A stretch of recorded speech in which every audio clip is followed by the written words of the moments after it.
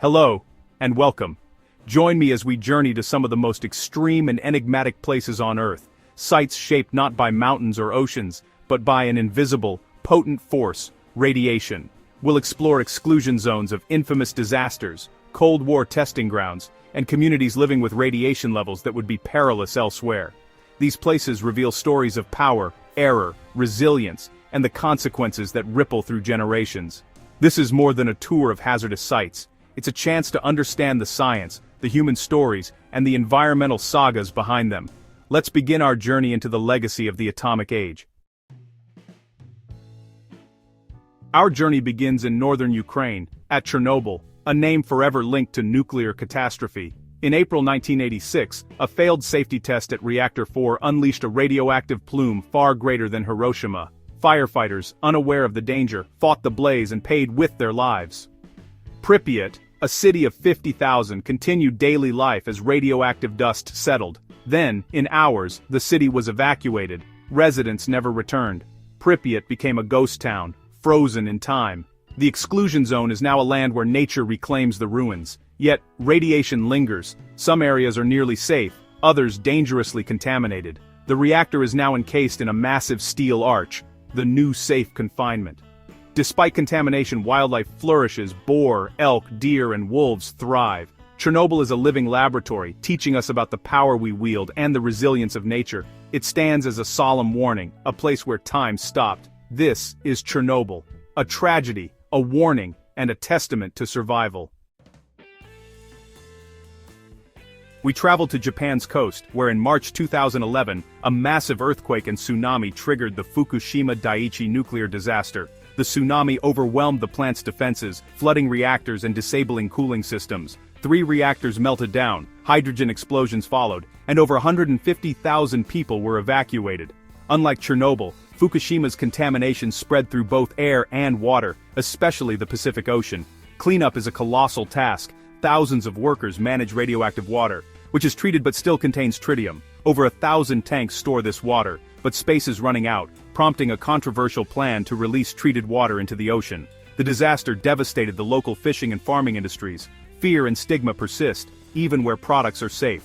Massive decontamination efforts scrape soil, wash buildings, and manage forests to lower radiation. Some areas have reopened, but many residents hesitate to return, wary of health risks and economic uncertainty.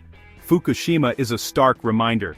Even advanced nations are vulnerable to the combined force of nature and nuclear power. The struggle here is ongoing, a story of resilience, innovation, and the challenge of cleaning a contaminated world. The lessons of Fukushima echo globally, urging caution and preparedness. The ocean bears the scars, but the people endure, determined to rebuild. Fukushima's legacy is still being written, one drop of water at a time. The world watches, learning from Japan's experience. This is the ocean's scar, a testament to both disaster and determination. Next, we reach the vast grasslands of Kazakhstan, the Polygon, the Soviet Union's primary nuclear test site. From 1949 to 1989, over 450 nuclear tests scarred this land and its people. Villages nearby were exposed to fallout, often without warning, making locals unwitting subjects in a massive radiation experiment. The health toll is immense: elevated cancers, birth defects, and a genetic legacy that endures. The land itself is wounded. Atomic Lake, created by an underground blast, remains intensely radioactive. Craters and ruined bunkers dot the steppe, and the soil is laced with long-lived isotopes. After the Soviet collapse, Kazakhstan closed the Polygon in 1991, a bold move against the nuclear arms race. International teams now work to secure the site and prevent plutonium from falling into the wrong hands. The Polygon is both a place of remembrance and scientific research, a warning of nuclear weapons' environmental and human cost. Some areas are used for grazing, but the core remains hazardous. The people here live daily with the invisible legacy of the Cold War.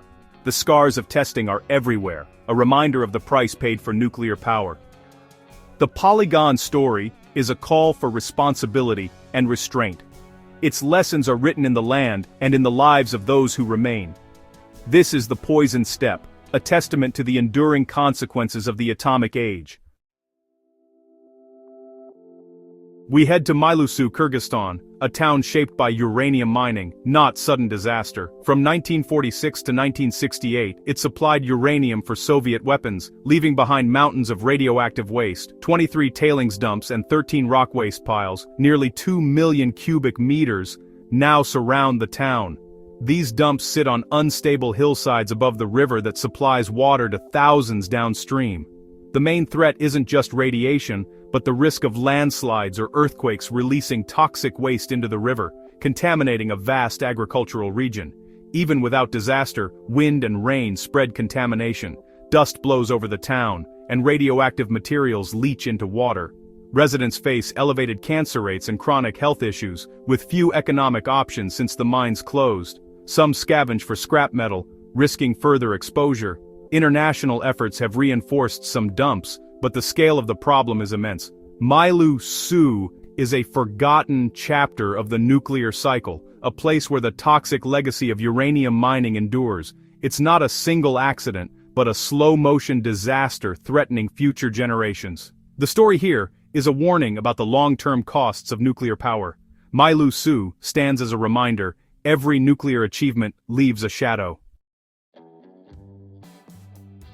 We cross to Washington State, USA to the Hanford site, once the heart of America's plutonium production. Built for the Manhattan Project, Hanford produced plutonium for the Cold War arsenal, including the bomb dropped on Nagasaki. Decades of operation left Hanford the most contaminated nuclear site in the Western Hemisphere. The biggest challenge: 177 underground tanks holding 200 million liters of radioactive, chemical-laden waste. Many tanks have already leaked. Contaminants threaten the Columbia River, vital to the region's people and ecosystems. Cleanup is a multi-billion-dollar, multi-generational effort, retrieving waste, vitrifying it in glass, demolishing contaminated buildings, and containing groundwater plumes. Progress is slow, with technical hurdles and cost overruns. Hanford is a paradox, site of scientific triumph and environmental disaster. Its legacy is a costly, complex cleanup that will last for decades. Hanford teaches us the true price of nuclear power and weapons. The lessons here are about stewardship, responsibility, and the long-term consequences of our choices. The story of Hanford is still unfolding, shaping the future of nuclear cleanup. This is the Plutonium Factory, a place where history and hazard meet.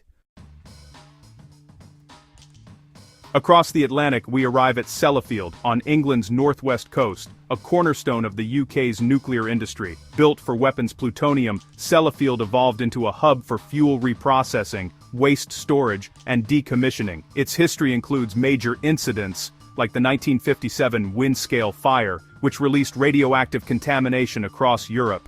Reprocessing spent fuel recovers valuable materials, but generates vast amounts of radioactive waste. Aging storage ponds and silos, built in haste, now pose significant environmental hazards.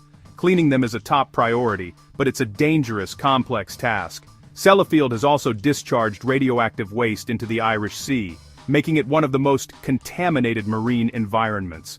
The site holds the world's largest civilian plutonium stockpile, a security and management challenge. Today, thousands work to decommission old facilities and safely package waste for long-term storage, a process that will take over a century. Sellafield embodies the nuclear bargain: power and progress, but also contamination and a monumental cleanup. Its story is a lesson in vigilance, responsibility, and the enduring legacy of nuclear technology. The work here is relentless, but essential for future generations. Sellafield stands as a symbol of both achievement and caution. Our final stop is Ramsar, Iran, a place where high radiation is natural, not man-made. Here, radium-rich mountains feed hot springs, depositing radioactive minerals into soil and building materials. Residents live with some of the world's highest natural background radiation, often far above occupational limits. The main exposure comes from radon gas and radium in homes built with local stone. Ramsar is a unique laboratory for studying chronic low-dose radiation. Surprisingly, studies show no significant increase in cancer rates. Some even suggest lower rates, sparking debate about radiation hormesis. The idea low-level exposure might stimulate the body's repair mechanisms, though this remains controversial. Most scientists still believe any radiation carries risk, but Ramsar challenges our assumptions. The people here have adapted to an environment we'd consider hostile. Ramsar reminds us that nature's extremes can rival those we create, and that our relationship with radiation is complex. Our journey through Earth's most radioactive places ends here. From Chernobyl's silence to Fukushima's struggle, from Kazakhstan's poisoned steppe to Ramsar's natural anomaly, we've seen the profound impact of radiation. These places teach us about power, responsibility, and the fragile balance of our world. The atom can light a city or lay it to waste. Our future depends on wisdom and stewardship. The stories and science of these places are still unfolding. If you're curious to learn more, subscribe sein. Itcher Bryn Steven Natze Doinsper. Subscribe and join us for more journeys into the world of science.